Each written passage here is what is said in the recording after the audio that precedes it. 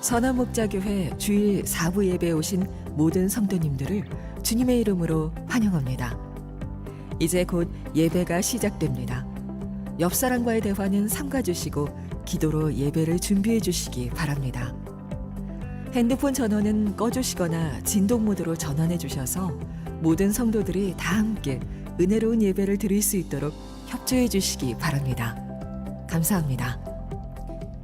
할렐루야. 거룩한 주일 예배의 자리로 나오신 모든 분들을 주님의 이름으로 환영하고 축복합니다. 우리 주님은 신실하고 또 완전하신 분이십니다. 모두 믿으십니까? 그리고 우리는 그 신실하신 또 완전하신 주님의 계획 아래에 살아가는 자들임을 믿습니다. 그 주님의 인도하심만을 따라 살아가는 우리의 삶이 되기를 간절히 소망합니다. 이 시간 모두 자리에서 일어나셔서 우리의 선한 목자와 또 인도자 되어주시는 그 주님께 모든 영광과 또 감사의 박수 올려드리시며 함께 찬양하시겠습니다.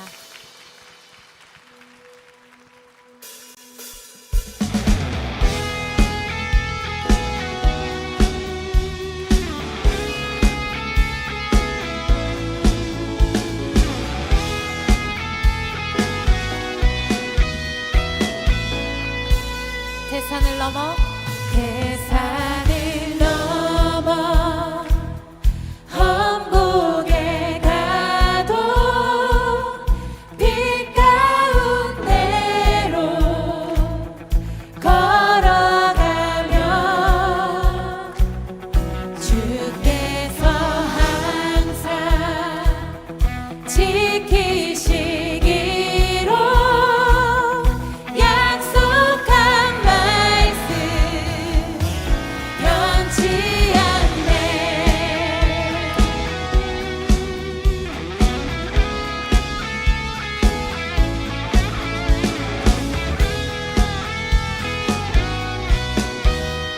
이절로 고백합시다. 캄캄한 밤에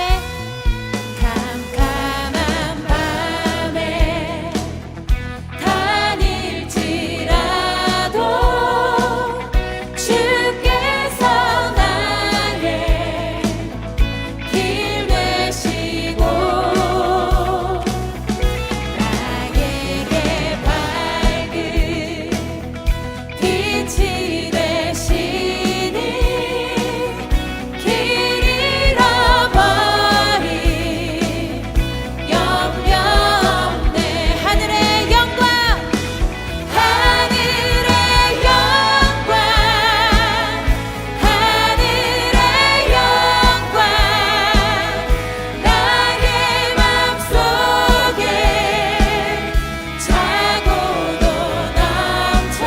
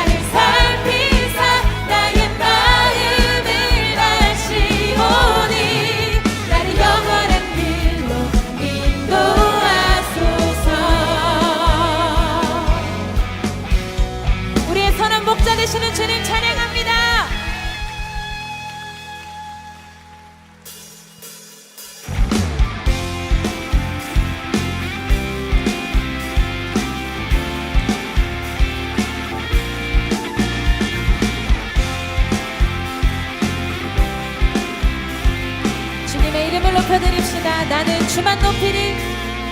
나는 주만 높이리. 결코 내 맘 변치 않네. 세상 모든 권세 모든 영광 십자가 앞에 다 버리고 나의 충성과 내 헌신 내 모든 소망 오직 예수. 나무에 달려 죽으신 그분께 오직 우리 주께 내 믿음 소망 찬양 받기 합당한 분 또 오직만 왕의 왕께 엎드려 경배하며 나를 지으시고 아버지 되시며 나를 구원하사 하늘에 상 주신 오직 우리 주님께 나 찬양하리.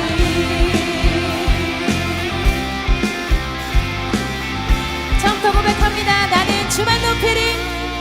나는 주만 높이리. 결코 내 맘 변치 않네. 세상 모든 권세 모든 영광 십자가 앞에 다 버리고 나의 충성과 내 헌신 내 모든 소망 오직 예수. 나무에 달려 죽으신 그분께 오직 우리 주께 오직 우리 주께 내 믿음 소망 찬양 받기 합당한 분 또 오직만 왕의 왕께 엎드려 경배하며 한 번 더 오직 우리 주께 오직 우리 주께 내 믿음 소망 찬양 받기 합당한 분 또 오직만 왕의 왕께 엎드려 경배하며 모두 드리리. 나를 지으시고 아버지 되시며 나를 구원하사 하늘에 상 주신 오직 우리 주님께 나 찬양하리.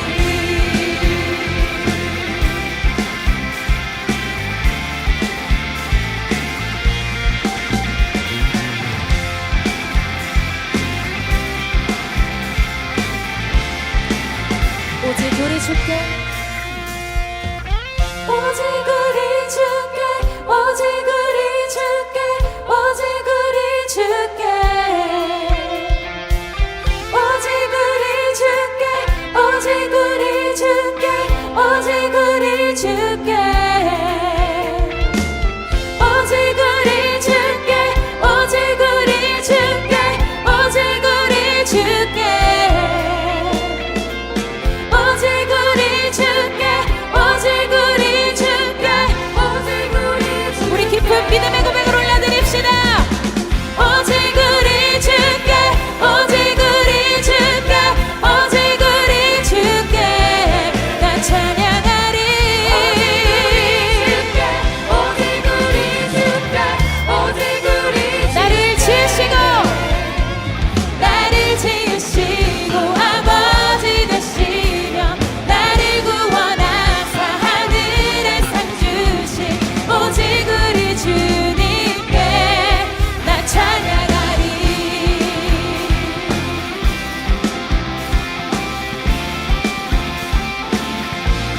나 찬양하리.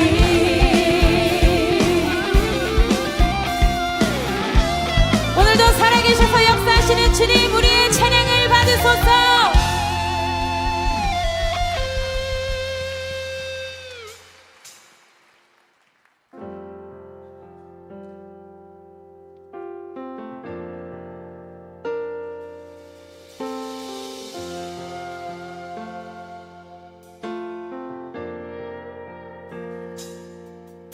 수많은 무리들 줄지어 그분을 보기 위해 따르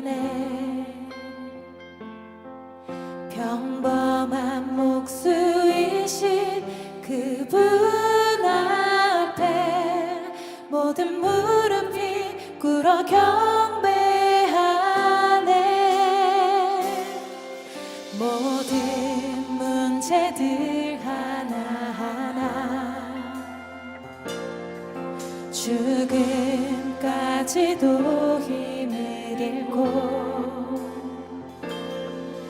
생명의 근원 되신 예수 이름 앞에 모든 권세들 굴복하네.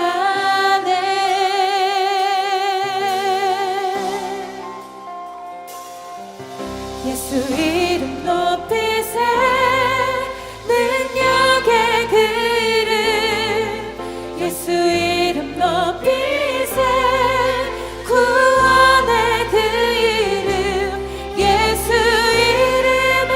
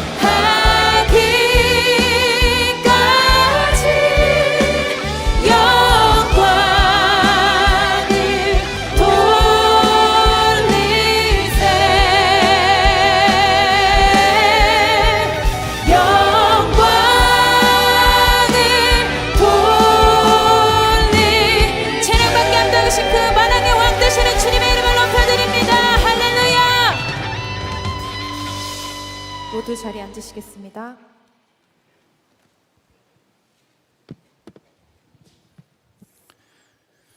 찬양 받으시기에 합당하신 여호와 하나님, 위대함과 능력과 영광과 존귀가 모두 주 하나님의 것입니다. 천지 만물이 주님의 것이며 온 나라가 주님의 손으로 다스림을 받으시기에 홀로 높임받아 주시옵소서. 세상 가운데서 구별하여 주님의 은혜 안에 우리를 예배 가운데로 초대하여 주시고 주님의 나라를 볼 수 있는 눈을 열어주셔서 감사와 기쁨으로 예배를 드리오니 우리 가운데 임재하여 주시옵소서.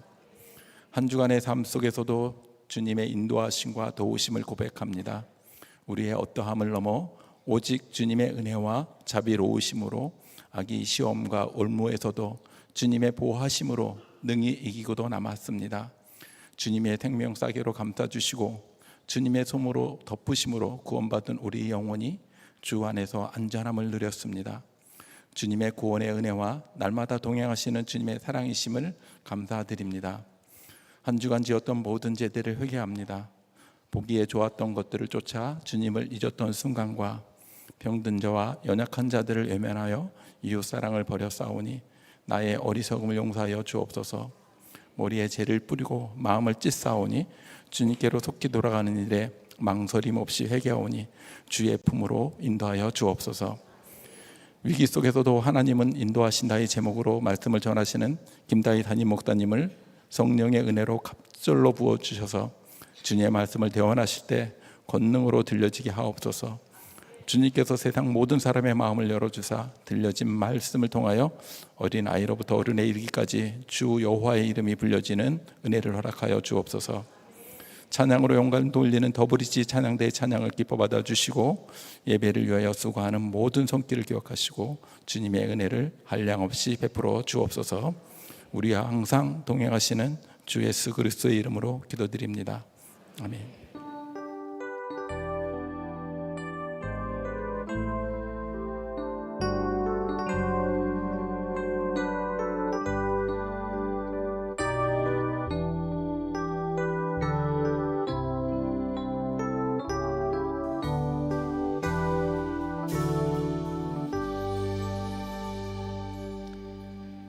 이 시간에는 10주간 양육과정을 마치신 분들을 축하하는 양육수료식을 갖도록 하겠습니다. 대표해서 이수현 권사님께서 양육수료 간증을 해주시겠습니다.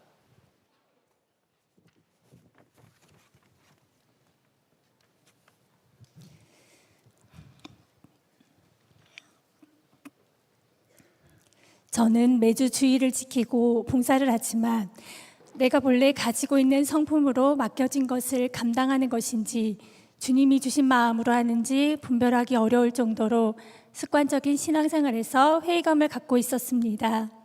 주일 예배를 드리고 와서 여기저기 다른 교회 설교 영상을 시청하며 부족하고 채워지지 않는 갈급함을 채우기 위해 한동안 설교 유목민이지만 출석 교회가 있는 이중적인 삶을 살았습니다.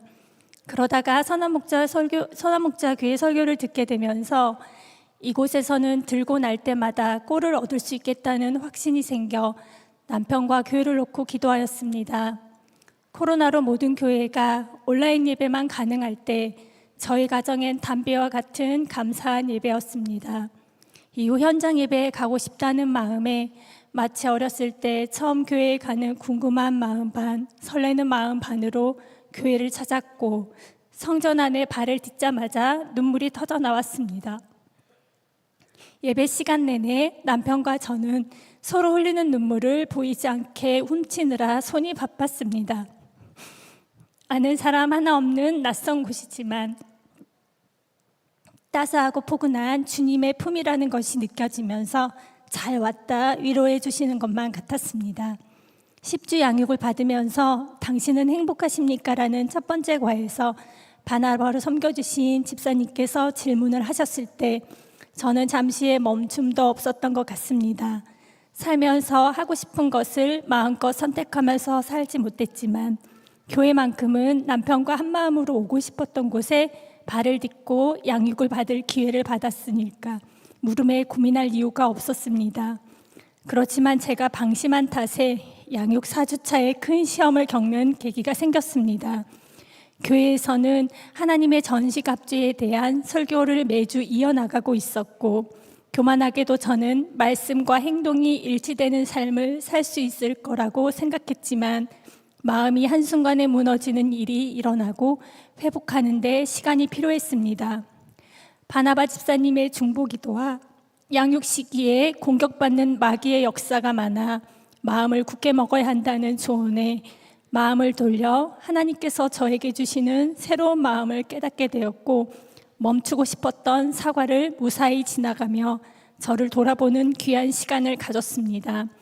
사과에 구원받은 성도에게는 영적인 권세가 있음을 아는 사단은 앞으로 휘둘러질 권세가 두려워 저를 실패자로 만들려고 했었나 봅니다. 양육을 받는 중 물고기 뱃속에 있는 요나의 회개 기도를 떠올려 주셨고, 모든 것을 알고 죄 용서하여 주시는 하나님께 생각나는 모든 죄를 고백하는 시간을 가졌습니다. 목사님께서 하신 말씀 중에 비워진 대로 두면 또 악한 곳으로 채워지니 성령으로 가득 채우라는 설교 말씀이 기억이 나서 늘 주님을 생각합니다. 그럴 때마다 더 가까이 느껴지는 예수님이 저에게 평안함을 주시고 새롭게 느끼는 은혜이고 행복입니다.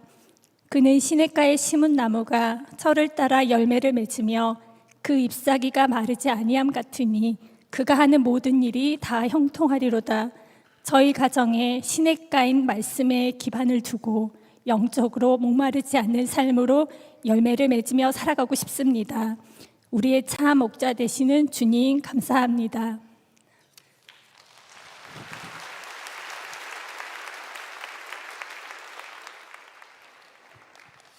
이수연 권사님과 함께 새가족 양육 과정을 마치신 분들을 소개하도록 하겠습니다.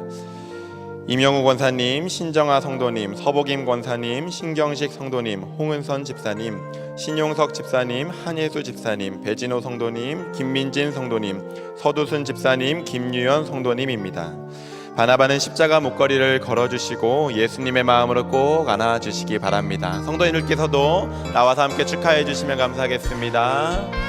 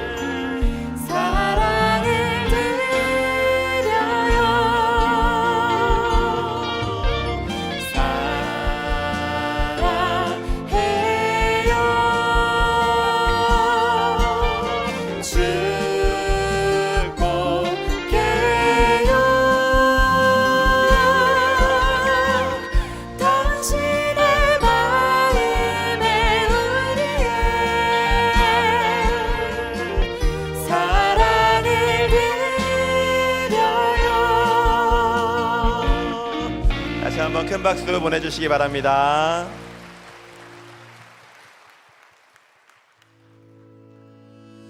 여러분은 거룩하면 어떤 것이 생각나십니까? 많은 성도님들이 거룩에 대해서 어렵다, 부담스럽다 이런 생각들을 하십니다. 그런데 거룩은 그런 정도의 것이 아닙니다. 하나님만이 갖고 계시는, 또 하나님을 하나님 되게 하는 하나님의 영원한 아름다움입니다. 하나님께서 그 아름다움에 우리를 초청하셨습니다.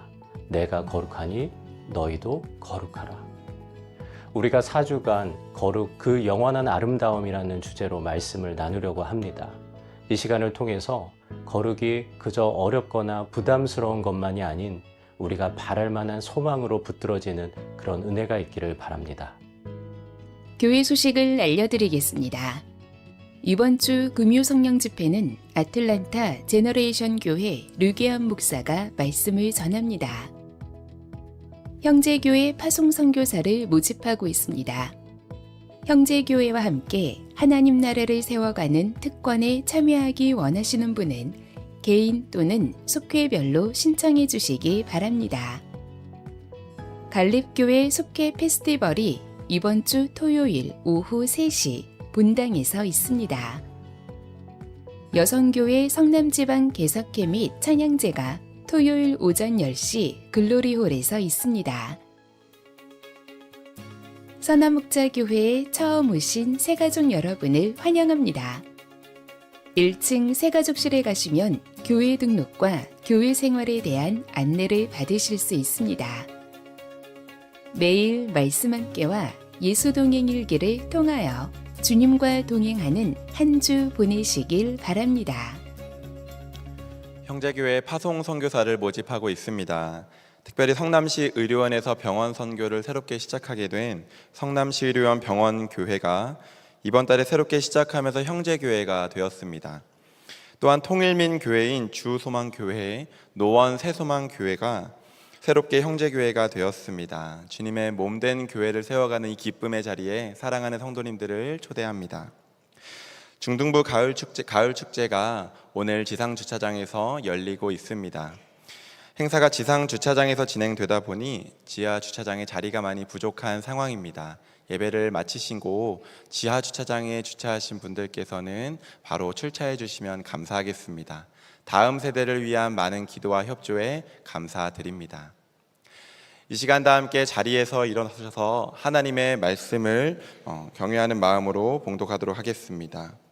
오늘 하나님께서 우리에게 주시는 말씀은 사무엘상 23장 1절에서 29절까지의 말씀입니다.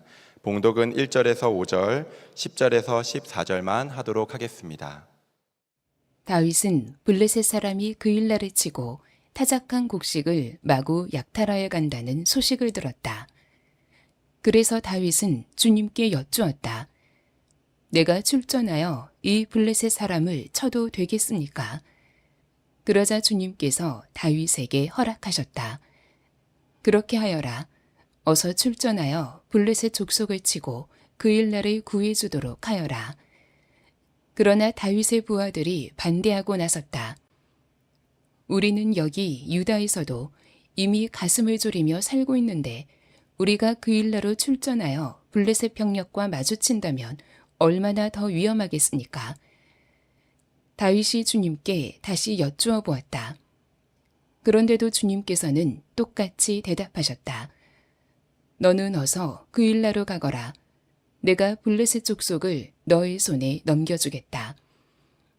그래서 다윗이 그일라로 출전하여 블레셋 사람과 싸웠다. 결국 그들을 쳐서 크게 무찔렀으며 블레셋 사람의 집짐승들을 전리품으로 몰아왔다. 다윗은 이렇게 그일라 주민을 구원해 주었다. 다윗이 하나님께 아뢰었다. 주 이스라엘의 하나님, 사울이 나를 잡으려고 그일라로 와서 이 성읍을 멸망시키기로 결심하였다는 소식을 이 종이 확실하게 들었습니다. 그일라 주민이 나를 사울의 손에 넘겨주겠습니까? 이 종이 들은 소문 그대로 사울이 내려오겠습니까? 주 이스라엘의 하나님, 이 종에게 대답하여 주십시오. 주님께서 대답하셨다. 그가 내려올 것이다. 다윗이 다시 한번 여쭈었다. 그일라 주민이 정말로 나를 나의 부하들과 함께 사울의 손에 넘겨주겠습니까? 주님께서 대답하셨다. 넘겨줄 것이다. 그래서 다윗은 600명쯤 되는 부하를 거느리고 그일라에서 벗어나 떠돌아다녔다. 다윗이 그일라에서 빠져나갔다는 소식이 사울에게 알려지니 사울은 출동하려다가 그만두었다. 그리하여 다윗은 광야의 산성을 찾아다니며 숨어서 살았다. 그는 바로 십광야의 산간 지역에서 살았다. 그동안 사울은 날마다 다윗을 찾았지만 하나님이 다윗을 사울의 손에 넘겨주지 않으셨다. 아멘. 하나님의 말씀입니다. 모두 자리에 앉으시겠습니다.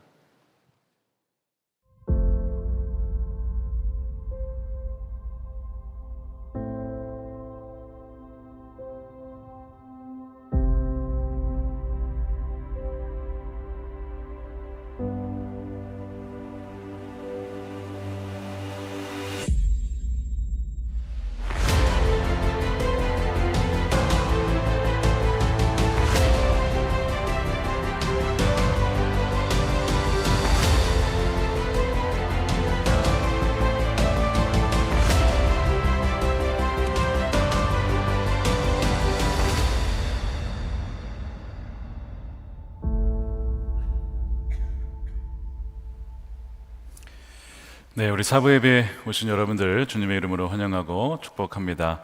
우리 오신 분들에게 환절기 강건하십시오. 인사하겠습니다. 환절기 강건하십시오. 네, 우리 온라인에 오신 분들도 강건하시길 축복합니다. 사무엘상 하나님 마음에 맞는 사람 시리즈 23번째 되겠습니다. 위기 속에서도 하나님은 인도하신다 라는 제목의 말씀을 나누겠습니다. 오늘 하나님의 인도하심을 구하는 여러분들에게 하나님의 음성이 들려지고 정확하게 인도함을 따라 정말 하나님의 뜻이 여러분의 삶 가운데 이루어지게 되기를 축복합니다. 최근 뉴스에서 참 안타까운 소식이 들렸습니다. 북한이 러시아의 특수부대를 파병했다라고 하는 소식이죠. 지금까지 우크라이나 러시아 전쟁에서 미국이 간접적으로 돕긴 했지만 이렇게 한 나라가 파병을 한 것은 처음이 아닌가 싶습니다. 그리고 북한 역사상 최초라고 합니다. 전쟁 양상이 좀 달라지고 있고 이 푸틴 대통령의 끝없는 광기와 또한 탐욕이 전쟁을 더욱 확산시키고 있습니다. 우리가 정말 깨어서 우리 한반도와 동아시아와 우크라이나 러시아 전쟁 정말 빨리 종식될 수 있도록 우리는 기도해야 될 때입니다. 최근 소설가 한강 씨가 노벨 문학상을 받아서 화제가 되었지요. 저는 그분의 세계관을 다 동의하지는 않지만 그분이 주목하고자 한 것은 인간 안에 감추어진 두 본성이었습니다.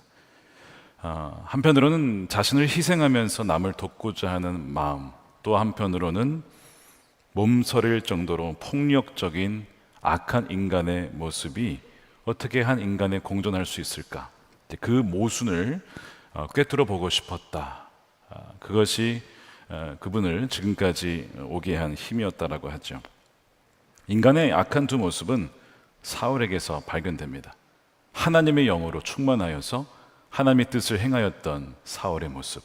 그런데 이제는 악한 영에 사로잡혀서 무고한 자들에게 죄를 뒤집어 씌우고 한두 명이 아니라 85명의 제사장들과 마을 전체 남녀 아이들까지 완전히 진멸시키는 그런 사울의 모습을 우리는 함께 보게 돼요. 다윗도 예외는 아니었습니다.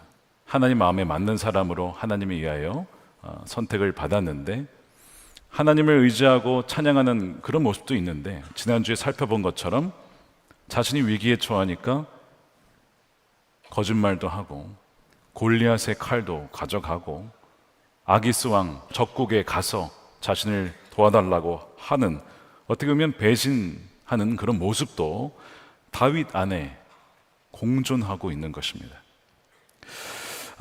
그래서 오늘 본문에서 우리가 보게 될 건데 사람의 이 본성 안에는 다양한 모습들이 감추어져 있어요. 전혀 다른 두 모습이 한 사람 안에 나타납니다. 그런 점에서 이 전쟁터, 우리가 지금 우크라이나 러시아를 위해서 기도해야 되지만 동시에 치열한 전쟁터는 우리 마음입니다. 우리 마음의 전쟁터에서 승리하지 아니하면 이것이 결국 누군가를 향한 미움과 탐욕과 폭력과 학살과 전쟁으로까지 이어지는 거예요. 결국 이 모든 것이 누가 하는 겁니까? 사람이 하는 거 아니겠습니까? 폭력과 죽음과 평화와 생명을 가르는 것은 누군가의 그 사람의 영혼이 중심이 육신을 따라가느냐 아니면 성령을 따라가느냐 거기에 달려있다라고 성경은 이미 말씀하고 있습니다. 로마서 8장 6절에 육신에 속한 생각은 죽음이라고 분명히 말씀하죠. 그러나 성령에 속한 생각은 생명과 평화라는 겁니다. 그러니까 사람은 두 종류의 사람이 있어요. 성령에 속한 사람, 육신에 속한 사람. 근데 이 두 종류가 전혀 다른 두 종류가 아니라 한 사람의 본성 안에 공존해서 싸운다는 것이죠. 그래서 사도 바울이 오호라 나는 공고한 사람이다 라고 하지 않았습니까? 성경은 그래서 우리가 육신을 따라 살면 죽을 거다라고 경고하죠.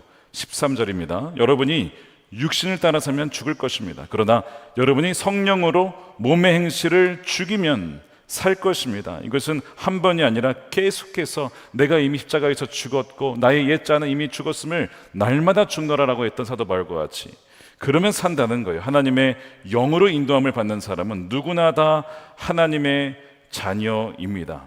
하나님의 영으로 인도를 받는 사람이 하나님의 자녀이고 그것이 하나님의 마음에 맞는 사람이에요. 그래서 이 폭력의 시대, 전쟁의 시대에 하나님을 찾는 사람은 진정으로 생명에 의해서, 영에 의해서 살아가는 그 사람을 주님은 찾고 계시는데, 여러분들이 영의 인도를 받는 하나님의 자녀가 되시기를 축복합니다. 그렇다면 무엇이 성령으로 인도함 받는 것이며 어떻게 그렇게 될 수 있을까가 바로 오늘의 주제이지요. 성경은 우리의 지혜와 총명을 절대로 의지하지 말라라고 합니다. 매사에 하나님을 인정하고 그분을 의지하라고 말씀해요. 잠언 3장 5절입니다. 너의 마음을 다하여 주님을 의뢰하고 너의 명철 의지하지 말아라. 내가 하는 모든 일에서 주님을 인정하여라. 그러면 주님께서 내가 가는 길을 곧게 하실 것이다. 아멘이죠. 아멘이죠. 다윗이 자신의 지혜와 경험을 의지했다가 실패했어요. 고통을 당하고 굴욕을 당합니다. 침을 질질 흘리면서 미친 척해야 살아갈 수 있었던 때가 있었습니다. 그 이후에 아들람굴에 돌아온 이후에 회개하면서 하나님 이렇게 다시는 살지 않겠습니다. 하나님이 그를 불쌍히 여기시고 회복을 시켜주세요. 그리고 아들람굴 이후에 다윗은 한층 더 성숙하고 정결한 모습으로 자라나게 됩니다. 22장 5절 우리가 그 앞장에 보게 되면 갓 선지자가 다윗에게 와서 이런 얘기를 해요. 아둘람 굴을 떠나서 유다 땅으로 들어가라고 얘기를 합니다. 유다 땅으로. 아둘람 굴은 피하기 좋은 곳이긴 하지만 만일 적군이 입구를 막아버리면 꼼짝없이 도관에 든 쥐가 돼요. 그러니까 좋은 오래 머물 곳은 아니었습니다. 그래서 그랬는지 하나님께서 선지자를 통해서 유다 땅으로 돌아가라고 하는 거예요. 그런데 여러분, 유다 땅도 안전한 땅은 아니에요. 사울이 언제든지 찾아와서 공격할 수 있는 곳이기에. 근데 하나님 이상하게 유다 땅으로 돌아가라고 하는 거예요. 우리는 이해가 되지 않지만 말씀에 순종할 때에 왜 하나님께서 그때 그 말씀을 하셨고 순종하라고 했는지 나중에서야 깨달을 때가 많습니다. 지금 다윗에게 그 시험이 온 거예요. 아니 왜 유다 땅으로 돌아가야지? 근데 하나님 말씀하셨으니 순종해요. 그리고 왜 가려고 했는지가 오늘 23장 초반부에 등장합니다. 얼마 안 지나서 한 소식을 듣게 돼요. 거기서 머지않은 그일라라고 하는 유다 족속의 경계에 있는 지역에 블레셋이 쳐들어와서 타작마당을 습격해서 다 사람들의 재산을 빼앗아간다라고 하는 소식이 들려온 거예요. 왜 하나님이 유다 땅으로 돌아가라고 했을까요? 다윗아, 너가 그일라 지역에 있는 사람들을 구원해 주어라. 그것을 위해서 미리 보내신 것이죠. 다윗이 거기에 순종할 그곳에 그 근처에 있었던 거예요. 위기에 처하자 다윗이 하나님께 물어요. 하나님, 제가 출전해야겠습니까? 그것이 2절이죠. 다윗은 주님께 여쭈었다. 내가 출전하여 이 블레셋 사람을 쳐도 되겠습니까? 묻는 것이 굉장히 중요해요. 오늘 본문의 내내 다윗은 하나하나 하나님께 물으며 움직이는 모습을 보게 돼요. 그전과 다른 모습이죠.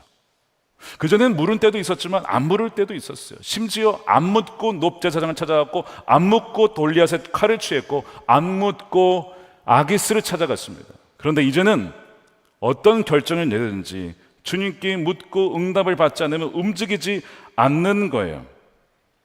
한층 성숙한 증거가 바로 여기에 있습니다. 사실 다윗은 돌 형편이 아닙니다. 제코가 석자예요. 오늘 본문에 보니까 자기를 따른 사람이 이제 그 전에 400명에서 이제 600명이 됐어요. 이 사람들을 케어하고 돌보고 지켜주는 것만으로도 엄청난 일입니다.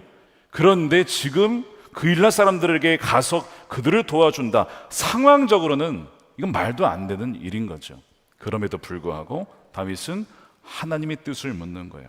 하나님, 이것이 저에게 유익이 됩니까? 불이익이 됩니까? 이 기준이 아니에요. 하나님의 뜻이 무엇입니까?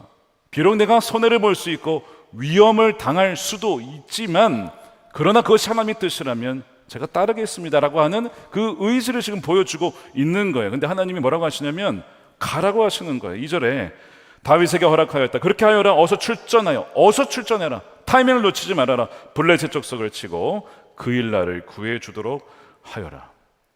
이게 굉장히 중요한 순간입니다. 여러분들이 위기에 처해 있을 때 사람은 어쩔 수 없이 자기만 살려고 하는 경향이 있어요. 그것이 육신의 자연스러운 반응입니다. 근데 뭐라 그랬어요? 육신을 따라 살면 반드시 죽는다. 예수님께서도 살려고 하면 죽을 거다. 그러나 죽고자 하면 살 것이다. 굉장히 역설적인 말씀을 하셨어요. 똑같은 얘기예요. 위기의 순간에 오히려 더 어려운 이들을 도우러 가는 것이, 그것이 사실은 굉장히 중요한 결정이었어요. 그러나 반대하는 부하들이 있었습니다. 3절에 보니까 우리가 유다에서도 이미 가슴 졸이며 살고 있는데 우리가 그 일러로 출전하여 블레셋 병력과 마주한다면 더 위험하지 않겠습니까? 이게 여러분 아주 일반적인 상식에 의한 결정이에요. 가서는 안 됩니다. 이건 미련한 짓이에요. 가게 되면 블레셋에 의해 질 수도 있고 자신의 위치를 노출시켜서 사울이 쳐들어올 수도 있고, 어떻게 블레셋과 사울을 동시에 마주합니까? 이건 정말 전략적으로는 최악의 결정이죠. 제 발로 사자굴에 돌아가는 것이나 다름없어요. 바로 여기에 우리 고민이 있어요. 하나님의 뜻은 하나님을 사랑하고 이웃을 사랑하고 내 몸과 같이 사랑하고, 이것이 하나님의 뜻이에요. 우리가 뭐 모르는 거 어디 있어? 다 아시죠? 문제는 상황적으로 그렇게 했을 경우에 때로는 우리의 가정과 기업과 교회가 심지어는 더 어려워질 수도 있는 것 때문에, 아니 지금도 우리도 힘든데 어떻게 돕냐, 이제 이것이 우리의 반응인 것이죠. 그래서 다윗이 한 번 더 물어요. 한 번 더 묻습니다. 한 번 더 묻는 것은 불신의 태도가 아니에요. 불신의 태도는 무엇이냐면 묻지 않고 마음대로 결정한 다음에 하나님 알아서 도와주세요 하는 겁니다. 그게 불신의 태도지, 하나님 더 정확하게 명확하게 제가 주님의 응답을 듣고 싶습니다. 저희 교회에서 지난주에 중요한 결정을 내렸는데 아마 이제 곧 아시게 될 겁니다. 그 결정을 내리기 위해서 무려 7개월을 기도했어요. 7개월. 중간중간 하나님 응답해 주셨거든요. 그러나 하나님 한 번 더 묻겠습니다. 7개월의 프로세스를 저와 장로님들이 함께 과정을 겪었어요. 그리고 하나님이 분명히 응답해 주셔서 결정을 하게 된 것이 있어요. 이거는 불신이 아니라 오히려 신앙의 반응입니다. 다윗은 그렇게 하고 있어요. 하나님도 야, 너 왜 또 물어봐? 라고 하지 않고 맞아, 너가 지금 가야 된다 라고 말씀을 하시는 거예요. 다윗이 하나님의 응답을 들은 다음에 부하들을 책망하지 않습니다. 야, 우리보다 더 어려운 사람들을 도와줘야지, 너희들 참 비겁하다, 이렇게 분노하지 않아요. 이것 때문에 싸우는 것은 마귀가 원하는 거예요.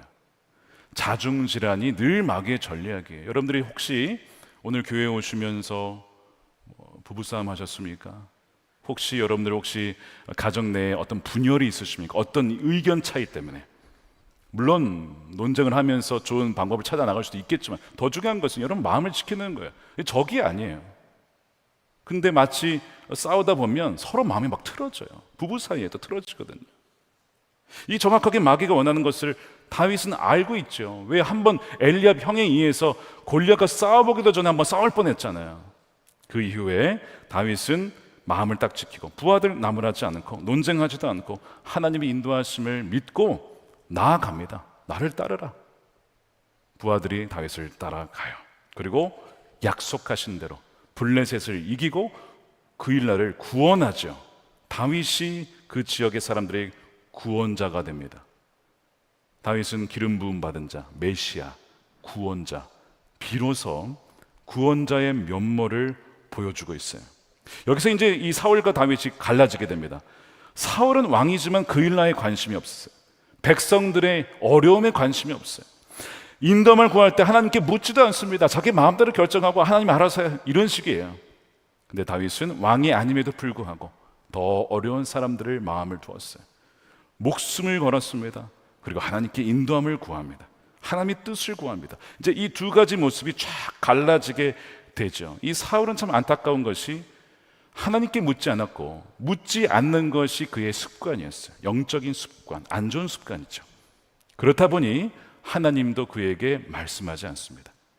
이것이 쭉 진행되면서 나중에 사무엘상 28장에 가면 이런 구절이 나와요. 사울이 주님께 물었으나 주님께서는 그에게 꿈으로도 우림으로도 예언자로도 대답하여 주지 않으셨다. 묻지 않았던 것이 습관이었기 때문에 더 이상 하나님 그에게 침묵하셨고 말씀하지 않으셨고, 나중에 구하려고 했으나 급박해서 블레셋 또 쳐들어왔거든요. 이미 늦었어요. 성령을 소멸했던 것입니다. 이것이 육신을 따라 사는 삶의 안타까운 마지막 모습입니다. 그러면 어떻게 돌이켜야 되느냐? 다윗도 한때 그랬어요. 마음대로 결정하고 마음대로 선택하고, 네, 하나님께서 그를 불쌍히 여겨주셔서 아기스 왕으로부터 빼온 다음에 아둘람굴에서 회개하였을 때 그를 다시 회복시켜 주시죠. 그리고 그에게 말씀하시죠.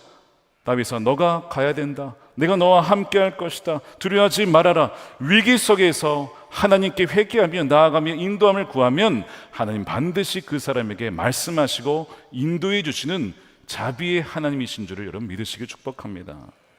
이 다윗이 그 일날을 구원했다는 소식이 사울에게까지 들려옵니다.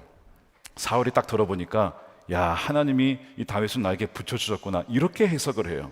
7절 보십시오. 사울이 외쳤다. 이제는 하나님이 그 자를 나의 손에 넘겨주셨구나. 그는 도관에 든 쥐다. 참 흥미로운 표현입니다. 왜냐하면 사울은 하나님의 말씀을 버린 지 오래되었고 하나님도 사울을 버린 지 오래됐어요. 그런데 사울은 여전히 신앙적인 언어를 쓰고 있습니다. 하나님이 다윗을 내게 붙여주셨다라는 섭리적 표현을 쓰고 있어요. 이것만 보면 사울이 굉장히 신앙이 좋은 사람처럼 보입니다. 그러나 그의 마음과 행동은 사실 전혀 신앙적인 사람의 모습을 보여주지 않고 있어요. 우리는 이것을 명목상의 크리스천 혹은 무늬만 그리스도인이라고 부르지요.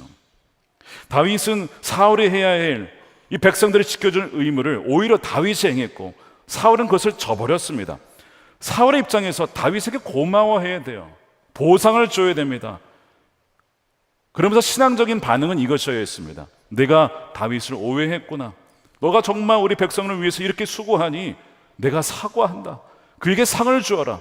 오히려 이것이 신앙적인 고백이죠. 근데 지금 오히려 이 상황을 가지고 하나님이 이제 내 손에 다윗을 죽이시라고 붙여주셨구나.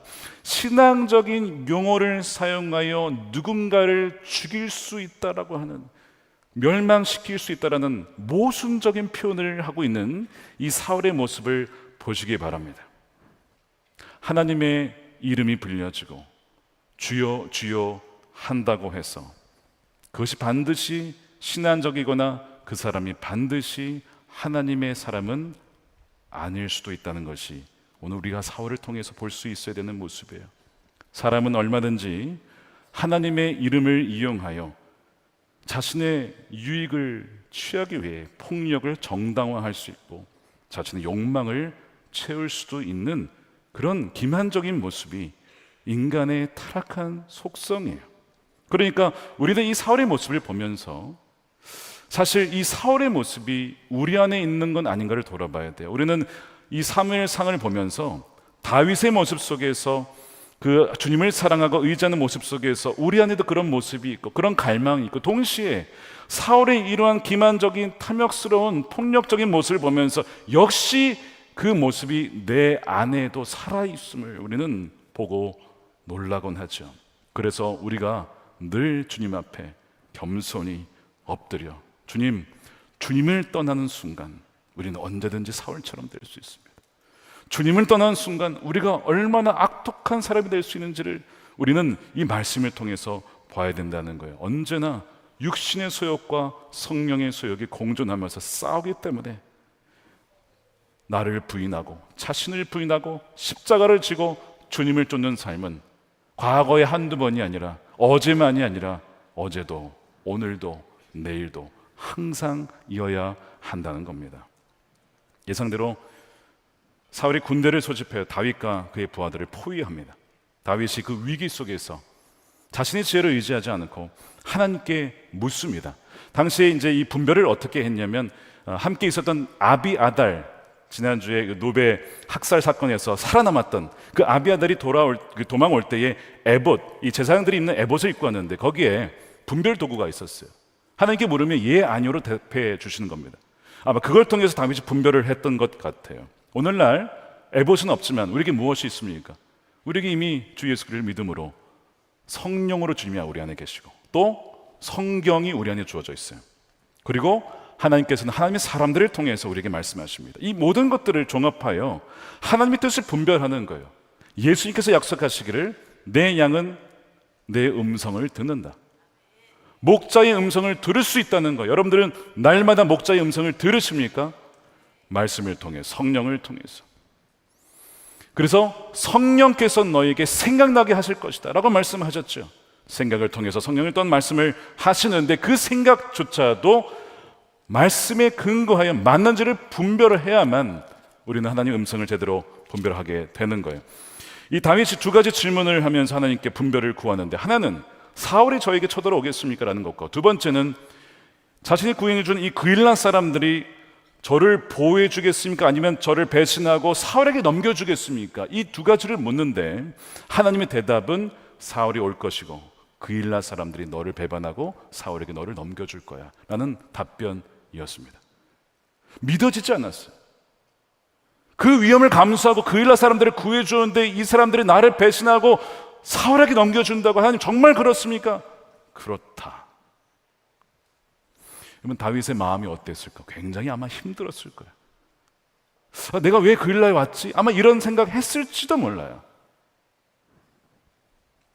그런데 한편으로 보면 그일라 사람들이 그렇게 하는 것도 이해는 됩니다. 왜요? 지난주에 본 것처럼 우리가 다윗을 도왔다가 다 학살당하면 어떡해? 미친 왕에 의해서. 그럴 수는 없잖아. 우리의 자녀들, 우리의 배우자가 있는데 지켜야 되지 않겠어? 여러분, 그러니까 그일라 사람들도 어쩔 수가 없는 거예요. 다윗이 그걸 아는 거죠. 여러분, 사람이라는 것이 얼마나 연약한지, 힘과 권력과 폭력, 공포와 두려움 속에 얼마나 연약한 존재인지 모릅니다. 우리가 우리 스스로 어떤 순간에 나는 당당하게 그렇게 안 할 수 있어라고 하지만, 여러분, 베드로의 입장에서 그 순간에 예수님을 3번 부인했다고 우리가 야 어떻게 그럴 수 있어 하지만, 그 자리에 우리가 있으면 과연 예수님 부인 안 했을까요? 사람이란 견딜 수 없는 공포 속에 자신도 모르게 부인하고 배반하고 그러는 연약한 존재라는 것을 오늘 성경은 그것을 보여줘요. 그래서 다윗이 그것을 아니까 미련 없이 600명의 부하와 함께 조용히 그일라를 떠납니다. 비방하지도 않고 그냥 조용히 떠나서 십이라고 하는 광야 산간 지역에 살게 돼요. 쓰라린 배신감을 느꼈지만 떠난 것이죠. 근데 이게 끝이 아니에요. 또 한 번의 배반 사건이 벌어집니다. 19절에 보면 10사람들이 사울에게 다윗의 위치를 보고해요. 19절에 보면 10사람 몇이 기브아로 사울을 찾아 올라가서 밀고 와야 했다. 다윗은 분명히 우리가 있는 호레스 산성 속에 숨어 있습니다. 결정적인 보고였어요. 정말 다윗이 거기에 있었거든요. 그래서 결국 이것 때문에 다윗은 아주 큰 위기를 맞이하게 돼요. 사울이 턱 밑까지 쫓아오게 됩니다. 왜 이것을 배반이라고 하냐면 이 10사람들이 어느 지파 사람이냐? 다윗과 같은 유다 지파 사람들입니다. 같은 지파 사람들이면 나를 지켜주겠지라고 해서 아마 그 지역으로 도망갔는지 몰라요. 우리 동족이니까 사울로부터 지켜주지 않을까? 그러나 아니었어요.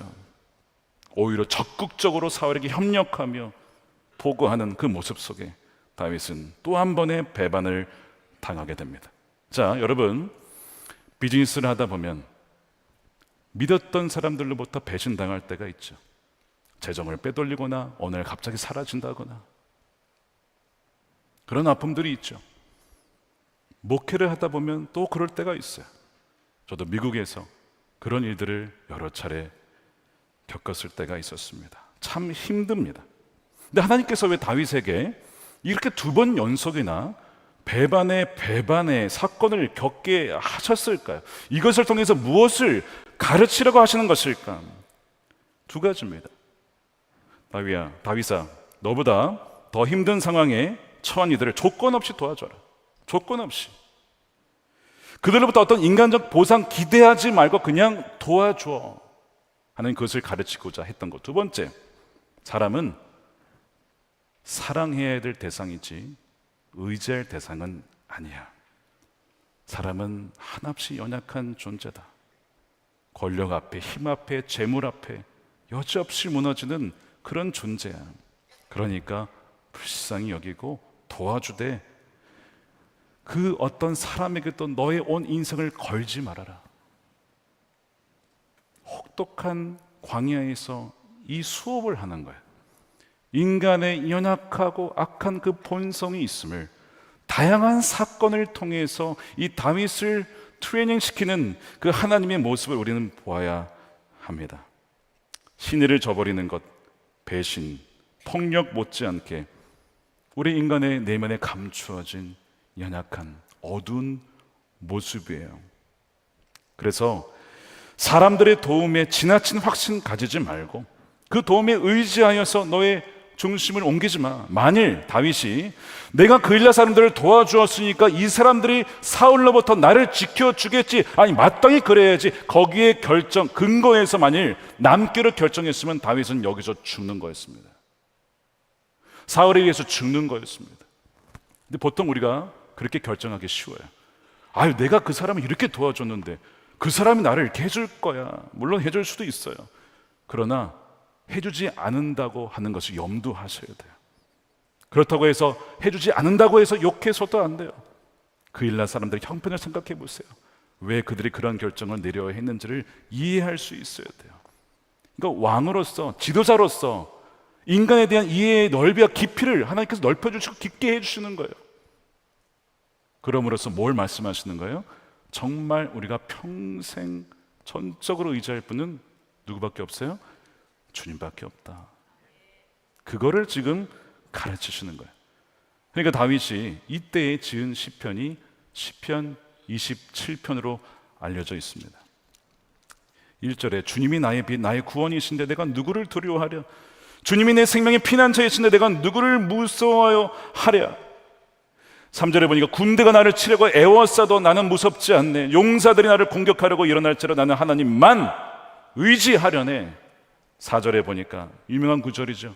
나에게 한 가지 소원이 있습니다. One thing. 내가 한 가지만 구하겠습니다. 오직 하나만 구하겠습니다. 한평생 주님의 집에 살면서 주님의 자비로우신 모습을 보는 것, 성전에서 주님과 의논하며 교제하며 살아가는 것입니다. 왜 다윗이 이런 고백을 했을까요? 배반에 배신을 당하고 그 쓰라림 속에서 그래, 인간은 연약한 존재지, 내가 정말 의지할 분은 주님밖에 없지, 주님만 의지하겠습니다. 사람에게 의지했던 것을 회개합니다. 그저 사람은 사랑만 하겠습니다 라고 하면서 계속해서 고백하기를 5절에 여호와께서 환난 날에 나를 그의 초막 속에 비밀히 지키시고 그의 장막 은밀한 곳에 나를 숨기시며 높은 바위 위에 두시리로다. 너는 여호와를 기다릴지어다. 강하고 담대하라. 여호와를 기다릴지어다. 놀라운 것은 14절 잘 보세요. 너는 누구예요? 다윗이죠. 다윗이 다윗 자신에게 얘기하고 있어요. 다윗아, 너 왜 낭망하냐? 두려워하느냐? 너는 담대하라. 여호와를 기다리라. 여호와의 도움을 믿어라. 스스로에게 외치는 거예요. 여러분, 때로는 그렇게 기도하셔야 됩니다. 여러분들 스스로에게도 외치셔야 돼요. 다윗이 그렇게 하나님을 기다립니다. 그리고 하나님은 정말 그의 기도대로, 그의 믿음대로 그의 영원한 피난처가 되어주십니다. 사랑하는 여러분, 하나님만을 신뢰하며 기다리며 의지한 자를 하나님은 결코 버리지 아니하십니다. 이 말씀 그대로 한번 여러분 실험해 보세요. 한번 거기에 한번 목숨을 한번 걸어 보세요. 하나님께서 여러분들이 지켜주시나 안 지켜주시나 한번 해보시라고요. 하나님의 섭리를 보여주신다고요. 자, 10사람의 밀고로 지금 위기에 처했다고 했어요. 이제 사울이 정확하게 다윗의 위치를 알았어요. 군대를 다 몰고 와서 포위를 합니다. 아, 이제 다윗을 잡는구나 하는 그 시점에 어떤 일이 벌어지냐면 갑자기 한 병사가 사울에게 오더니 왕이시여, 큰일 났습니다. 뭐냐? 블레셋 군이 쳐들어왔습니다. 당장 돌아가셔야 됩니다. 이러는 거예요. 아니, 지금 다윗을 바로 잡으면 끝나는 건데. 그래서 28절에 보니까 사울은 다윗을 추격하다 말고 돌아가서 블레셋 족속을 맞아 싸우러 나갔다. 그리하여 그곳 이름을 셀라 하마 느곳. 무슨 뜻이냐면 직역하면 이별의 바위인데 다윗의 입장에서 이걸 해석하면 탈출의 바위로 알려진 곳입니다. 하나님의 섭리적 손길로 사울이 다윗을 잡지 못하도록 갈라놓게 하고 이별하게 하고 탈출할 수 있도록 도와주신 그 바위라고 해서 가장 나의 위기의 순간에 가장 강력한 인도하심과 임재하심 나를 지켜주신 그 바위를 기념한 거예요. 이러한 하나님의 보호하심과 인도하심이 여러분들의 삶과 가정 가운데, 기업 가운데, 자녀들 가운데 있게 되기를 축복합니다. 놀라운 거죠. 하필 그때 왜 블레셋이 쳐들어오냐고요. 하필 그 순간에. 하나님의 섭리였습니다. 저는 오늘 말씀을 묵상하며 전체 이 말씀을 관통하는 구절을 하나 꼽으라면 23장에서 14절을 꼽고 싶습니다.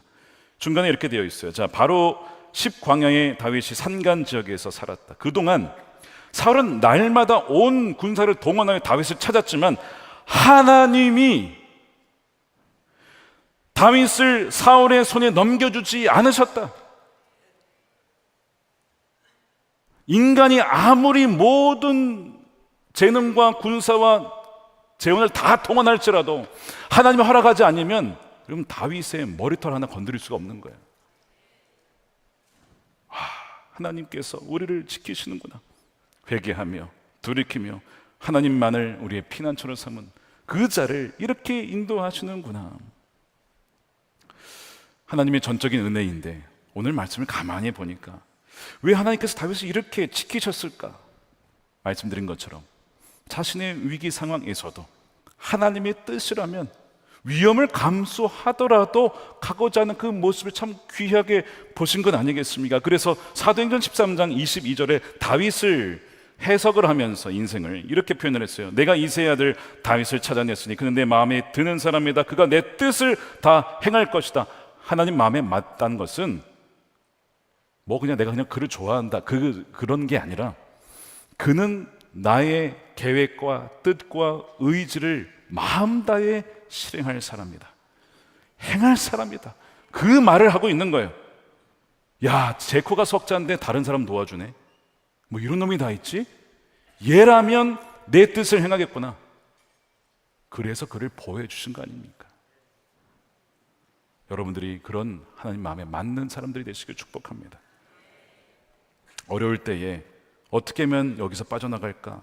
그것보다 하나님 기뻐하신 일을 제가 행하겠습니다. 그거를 찾고 한번 해보시면 하나님이 어떻게 인도하신지를 보시게 될 거예요. 룻기에 보면 룻이 나오미와 함께 묻지 않고 기근 상황 속에서 그냥 모압 땅으로 갔다가 거기서 아들, 나오미의 아들 그리고 룻의 남편 뭐 다 죽죠 거기서. 그래서 이제 헤어지는 그 순간에 다시 결정을 해야 했습니다. 시어머니를 따라서 가야 되냐 아니면 모압 땅으로 돌아가야 되냐. 이방 여인으로 과부로서 베들레헴에 돌아가면 별로 의미가 없어 보였어요. 근데 하나님을 택하겠다 이거. 어머님이 하나님을 내가 택하겠습니다. 그래서 택하였죠. 그 결과는 여러분 잘 알고 있습니다. 보아스를 새로 만나서 재혼을 하여서 가정을 꾸리고 그의 후손을 통하여 다윗이 태어나죠. 중손자 다윗이었습니다. 그리고 그의 후손을 통하여 예수님이 오시는 거예요. 그 결정의 순간 가장 어려울 때 무엇이 하나님을 기쁘시게 하는 것인가? 여러분들 중에 지금 어려운 순간에 결정을 해야 할 때 여러분 이것을 꼭 기억하십시오. 흔한목자교회가 부도의 위기를 많이 겪었어요. 제가 미국 가기 전에도 그리고 미국 간 이후에도 어려움의 순간들을 계속 지나왔습니다. 그러나 그 위기를 넘길 수 있었던 전적으로 하나님의 은혜이지만 동시에 하나님의 기뻐하신 뜻에 따라 순종했기 때문이라고 저는 분명히 믿습니다. 그 중에 하나가 선교와 구제 헌금을 줄이지 않았다는 것과 또 하나는 우리 주위의 형제 교회, 어려운 교회들을 도왔다는 데 있어요. 오늘 광고했지만 통일민 교회들이 개척이 됐어요. 가보시면 저도 가봤어요. 지난번에 지하에서 참 어렵게 목회하십니다. 남과 북의 통일을 꿈꾸며 준비하는 귀한 분들이 많이 계신데 참 어려워요. 하남에서, 광주에서, 성남에서 개척교회 하시면서 한두 명의 성도님들을 모시고 예배하는 교회가 얼마나 많은지 몰라요. 우리 교회에 있어서 그일라 같은 교회가 바로 그런 형제 교회들입니다. 가장 어려울 때에 주님께서 그일라로 가서 도와줄 자 누구인가? 교회적으로는 사실 그렇게 리더십들이 빠져나가면 저희도 물론 손해죠. 그런데 돌아보면 하나님께서는 그렇게 보내게 하심으로 또한 우리 교회가 건강하게 새로운 리더십들이 세워지고 또한 그들이 훈련받고 또 나중에 파송성경들 돌아왔을 때에는 더 풍성하게 하나님께서 채워주신 것을 보게 되었습니다. 사랑하는 여러분, 위기에 처해일수록 더 정확하게 주님의 인도하심을 구해야 합니다. 예수님께서 우리를 구하시기 위해 하나님과 동등됨을 당연히 여기지 않고 모든 것을 버리시고 이 땅에 가장 낮은 자의 모습으로 오셨어요. 그런데 제자들이 예수님을 배신하죠. 배신하고 십자가에서 모욕을 당하시면서까지도 그러나 끝까지 순종하셨어요. 하나님께서 그를 살리시고 모든 이름 위에 뛰어난 이름을 주시고 모든 만물이 그 앞에 무릎 꿇도록 주님으로 세워주셨어요. 이 말씀 그대로 마찬가지로 다윗이 그 일날을 돕기 위해 자신의 위험을 감수하고 기꺼이 갔을 때에 하나님께서 다윗을 지켜주신 것처럼 우리가 그 하나님의 약속에 의지하여 보호하심에 의지하여 나아갈 때 하나님은 반드시 저와 여러분들을 하나님의 뜻 가운데 인도하시고 지키시고 늘 함께 하시는 은혜로 붙잡아 주신 줄 믿으시길 축복합니다. 폭력의 시대, 전쟁의 시대입니다. 더 기도해야 될 때입니다. 하나님의 인도하심을 정확하게 구하며 육신의 소욕이 아니라 성령의 소욕을 따라 행함으로써 진정 이 땅의 생명과 평화에 놀라운 그 은혜가 부어지는 데에 우리 하나님의 자녀들로 쓰임받는 저와 여러분들이 되시기를 주님의 이름으로 축원드립니다. 우리 함께 기도하겠습니다.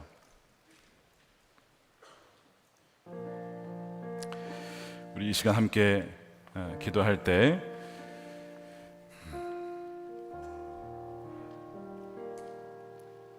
사울의 모습과 다윗의 모습이 다 우리 안에 있음을 이 시간 고백하며 사울의 광기와 탐욕과 기만적인 모습, 그런 동시에 다윗과 같이 하나님의 인도하심을 구하며 정말 주님과 동행하고 싶은 그 마음이 둘 다 있음을 이 시간 고백합니다. 주여, 우리가 육신의 소욕을 따라가지 아니하고 자신을 부인하며 십자가에서 이미 죽었음을 선포하며 정말 성령을 따라 매 순간 인도함을 받으며 순종해 나아가는 그런 하나님의 자녀로 살아가는 우리 모두가 되게 해달라고 우리 함께 통성으로 기도하도록 하겠습니다.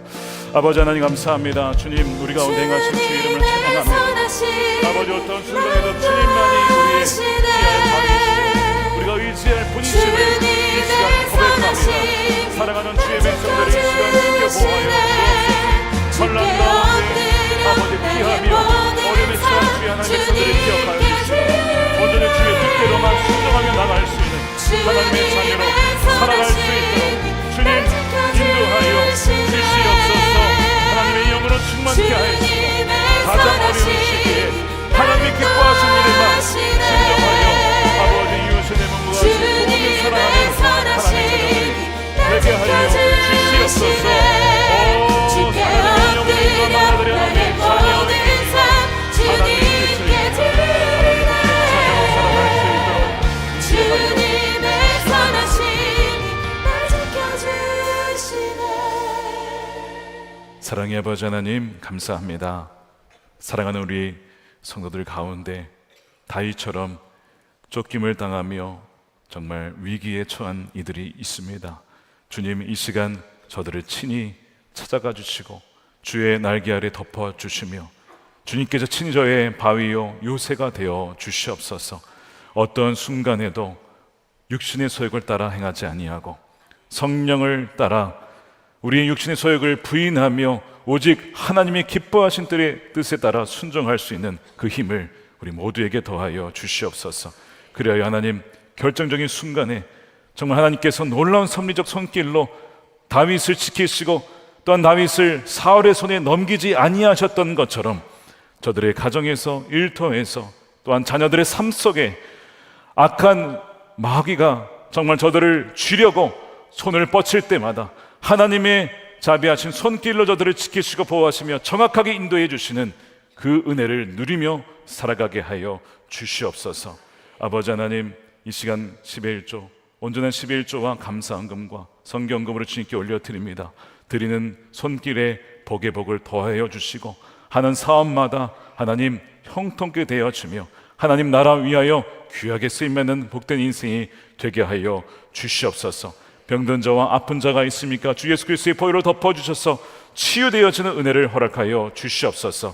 아버지 하나님, 이 나라가 하나님을 경외하는 나라가 되게 하시고 하나님을 대적하는 악한 법들이 폐지가 되고 말씀 위에 법이 세워지게 하여 주시옵소서. 동성애 쓰나미와 같은 이 상황 속에서 주여 건강한 가정을 지켜낼 수 있는 법을 하나님 지켜주시옵시고, 하나님 각 가정이 정말 예수 그리스도의 말씀과 기도로 건강하게 세워질 수 있는 다음 세대가 또한 되게 하여 주시옵소서. 남과 북이 복음으로 통일게 되게 하여 주시고, 주여 하나님 감사합니다. 장문석 집사님 종신형에서 2년형으로 줄기하심에 감사하며 남은 형도 깨끗이 사라져서 풀려나게 하여 주시옵소서. 김정은 목사님, 김국기 목사님, 최춘기 선교사님도 해방의 은혜를 속히 허락하여 주시옵소서. 땅끝까지 이르러 복음을 증거케 하여 주시고, 다시 오실 주님의 길을 예비하는 하나님의 귀한 존귀한 백성들로 살아가게 하여 주시옵소서. 전쟁의 소식이 그쳐지게 하시고 평강의 평화의 소식이 주여 속히 오게 하여 주시옵소서. 감사하며 우리 구주 예수님의 이름으로 기도드립니다. 아멘. 다 같이 일어나셔서 우리 봉헌 드리면서 찬양하겠습니다.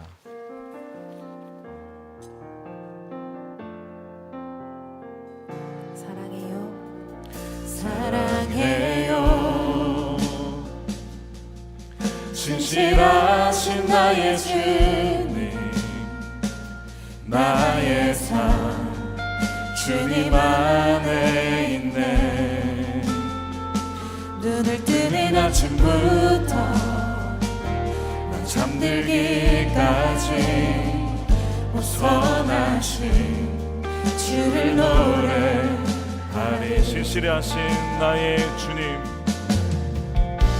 진실하신 나의 주님, 나의 삶을 인도하셨습니다. 나의 삶을 인도하셨네. 나의 모든 호흡 다해, 나의 모든 호흡 다해 선하신 주를 노래하리. 사랑이요 나를 인도하신 주님, 사랑해요 나를 인도하신 주, 고난 중에도 나와 함께, 고난 중에도 나와 함께 하셨네. 내 아버지 되시며 내 아버지 되시며 내 친구 되신 주, 나의 삶 주님 안에 있습니다. 나의 삶 주님 안에 그 두 손 들고 찬양합니다. 주님의 선하심, 주님의 선하심이 나 인도하시네. 주님의 선하심이 날 지켜주시네. 주께 엎드려 나의 모든 삶 주님께 드리네. 주님의 선하심이 날 인도하시네. 주님의 선하심이 날 인도하시네. 주님의 선하심이 날 지켜주시네. 주께 엎드려 나의 모든 삶 주님께 드리네. 주님의 선하심이 날 인도하시네.